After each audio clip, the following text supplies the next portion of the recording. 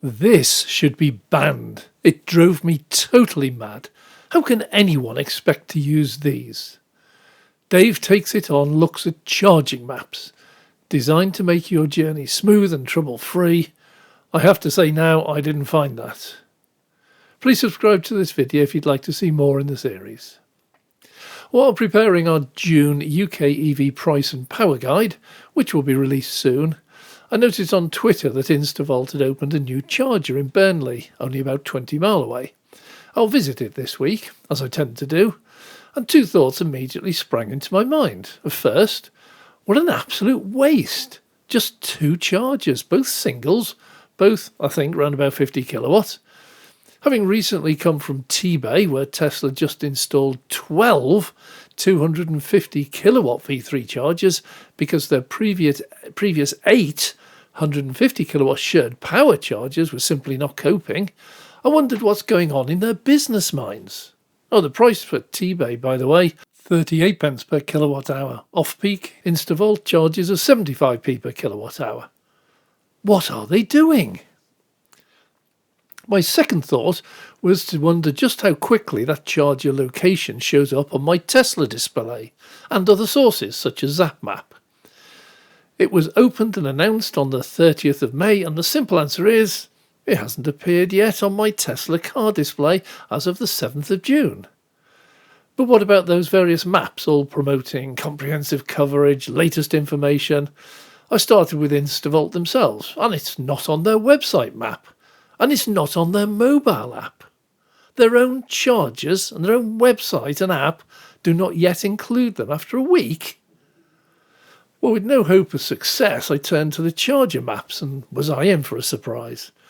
I use my Tesla main display all the time. It obviously shows all superchargers, including the brand new V3 chargers just installed.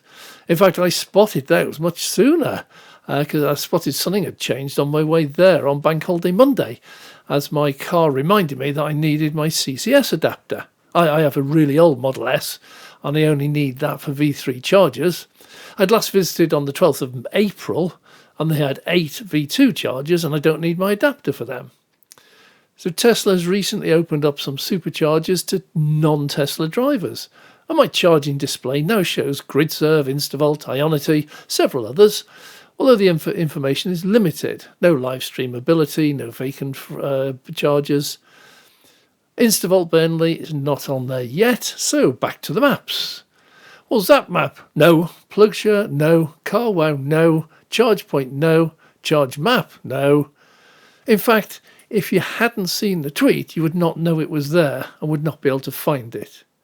But using these maps horrified me. They're next to useless, and it's an absolute disgrace, in my opinion. I simply set Leicester as my reference point, just at random, and opened up as many charger app maps as I could stand. It wasn't that many. It is disgusting that several free maps or apps require you to join, register, and set up an account. Why? It can only be so they can sell my details on to others and make some money that way. That should be banned instantly. But I persevered and found out that they shouldn't be banned because they require you to register. They should all be banned because the ones I investigated in quite some depth were far worse than useless. I have said before, useless just means I won't use them. These are worse than useless because I might trust them and drive miles out of my way to find cheaper charging, only to find the data they display is totally incorrect when I get there. Well, running my own channel, I realised just how difficult it is to be always accurate and up to date. But that is exactly what these maps claim to do. In my opinion, if you claim it, you should come up with the goods. CarWow was a real eye-opener.